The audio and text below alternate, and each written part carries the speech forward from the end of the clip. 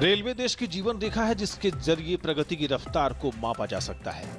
केंद्र सरकार ने पिछले 2 साल में रेल में सुधार की तरफ कदम बढ़ाए हैं और रेल को यात्रियों के लिए अधिक सुरक्षित और आरामदेह बनाने की कोशिशें की जा रही हैं। रेल मंत्रालय ने इसके लिए सबसे पहले इसके बुनियादी ढांचे को मजबूत बनाने पर ध्यान दिया है।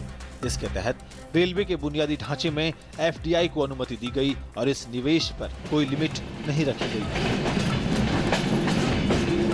रेलवे की रफ्तार बढ़ाने के लिए केंद्र सरकार ने हाई स्पीड ट्रेनों समेत रेलवे पर अगले 5 साल में $130 अरब के निवेश की योजना बनाई है। गेज परिवर्तन में 2 साल में 50% की बढ़ोतरी हुई है और इस वित्त वर्ष में ही 96,000 करोड़ रुपए लाइनों को दोहरा बनाने के लिए दिए गए हैं। साल 2015-16 के बजट में 8,56,020 करोड़ रुपए के निवेश की योजना है। देश के दूर दराज के इलाकों को रेल से जोड़ने की कई पहलें की गई हैं और इसके तहत जम्मू कश्मीर का कटरा हो या असम की बराक वैली या फिर अरुणाचल और मेघालय जैसे राज्य, इनको रेल से जोड़ा गया है। साल 2013-14 में जहां करीब 21,500 किलोमीटर बिजली वाले ट्रैक थे, तो ये 2014-15 में बढ़कर 22,500 किलोमीटर से अधिक हो गए। बिना बिजली वाले ट्रैक साल 2013-14 में करीब 65,000 किलोमीटर थे, तो 2014-15 में बढ़कर यह लंबाई 66,000 किलोमीटर से अधिक हो गई। रेलवे को यात्रियों से होने वाली आय भी काफी बढ़ी है। साल 2013-14 में जो आमदनी 36,500 करोड़ रुपए थी, वो 2014-15 में बढ़कर 42,000 करोड़ से अधिक की हो गई। यानी रेलवे की आमदनी एक साल में 12.16% से अधिक बढ़ी। रेलवे ने यात्रियों की सुविधा बढ़ाने के लिए कई कदम उठाए। इनमें 119 नई रेलगाड़ियां चलाना और 30,190 स्पेशल ट्रेन चलाना भी शामिल है।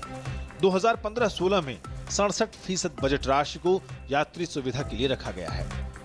रेलवे ने यात्रियों की ढोने की अपनी क्षमता में 11.85 लाख का इजाफा किया है और 594 कोचों को तकनीकी रूप से और सुविधा के लिहाज से ज्यादा बेहतर बनाया गया है।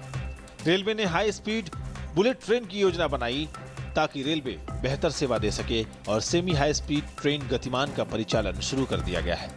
यात्रियों के खान पान पर ध्यान देते हुए रेलवे ने कैटरिंग सेवा की शुरुआत की है। इसकी सुविधा 408 बड़े स्टेशनों पर दी गई है। देश भर में 2149 नए टिकट काउंटर बनाए गए हैं और 107 नए फुट ओवर ब्रिज का निर्माण किया गया है। ट्रेनों के जनरल डब्बों में भी अब मोबाइल चार्जिंग की सुविधा दी गई है। इसके साथ ही इंटरनेट के बढ़ते इस्तेमाल को देखते हुए 100 स्टेशनों पर साल के अंत तक इंटरनेट की सुविधा दी जाएगी। इसके लिए गूगल के साथ साझेदारी की गई है।